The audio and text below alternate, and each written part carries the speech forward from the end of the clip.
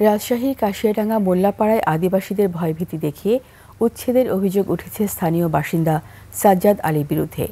ভুক্তভোগীরা বলছেন, গত বছর ৫ আগস্টের পর থেকেই তাদেরকে এলাকা ছাড়ার হুমকি দেওয়া হচ্ছে। রাজশাহী বিভাগীয় প্রতিনিধি বদিউল হাসান লিটনের তথ্যচিত্রে ডেস্ক রিপোর্ট। আপনার প্রিয় কাপড়ের যত্নে এলো এনজাইম সমৃদ্ধ Arik silver wash detergent powder, 500 গ্রাম মাত্র 70 টাকা। প্রিমার্ক। ৮০ বছর বয়সী ফুলমনি বিশ্বাস ৫৪ বছর ধরে এই জমিতে বসবাস তার।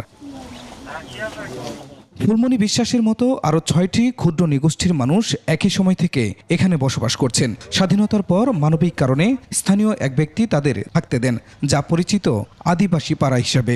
এখানে এসে হুমকি দিচ্ছে যে তোমরাও এখান থেকে উঠে যাও। ৫ তারিখে ঘটনাটা ঘটার পর ৩ দিন পরে তখন ওরা আবার আসে, বলছে তোমরা বাড়িঘর থেকে চলে যাও। আমরা না হলে যেমন করে আপনার কাছ থেকে আমরা না হলে ওর কাছ থেকে কিনে নিতুম জমিটা, তাহলে আজকে আমাদেরকে বিচ্ছেদ হতো না। তবে বিপত্তি হলো, জমির মালিকানা দাবি করছেন সাজ্জাদ আলী নামের এক ব্যক্তি। যদিও এক সালিশ বৈঠকে তার দলিল জাল প্রমাণিত হয়, তারপরও গায়ের জোরে প্রাচীর তুলেছেন এই জমিতে। বাসিন্দাদের সরে যেতে দেখাচ্ছেন ভয়ভীতি। এখানে যে যুবকরা আছে তাদের সাথে আমি কথা বলে দেখেছি। আদিবাসী যারা এখানে জন্মেছে তারা, আদিবাসী ছেলেরা বলছে, ছেলেমেয়েরা বলছে যে না, তারা এখান থেকে যেতে চায় না, তারা এখানেই জন্মেছে।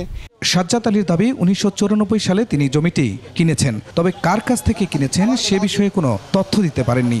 আর পুলিশ বলছে প্রকৃত কাগজপত্র ছাড়া কাউকে উচ্ছেদ করা যাবে না। আমার দলিল একটাই, কথা বলছেন না, আমরা যে দলিলগুলো করেছি ওটাই দলিল, এর বাইরে তো দলিল নাই আমার, তখনও ছিল না, এখনও নাই। যারা এখানে বসবাস করছে তারা সেভাবেই থাকবে এবং জমির মালিক যে দাবি করছে সেটাও ওইভাবেই তার দাবি তো থাকবে। এটা দেখে চুলচেরা বিশ্লেষণ করে ঊর্ধ্বতন কর্তৃপক্ষের সঙ্গে কথা বলে এটার ব্যবস্থা নেওয়া।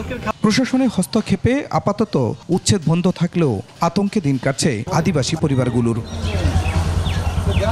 Khurshid Alam, desk report, ২১ television.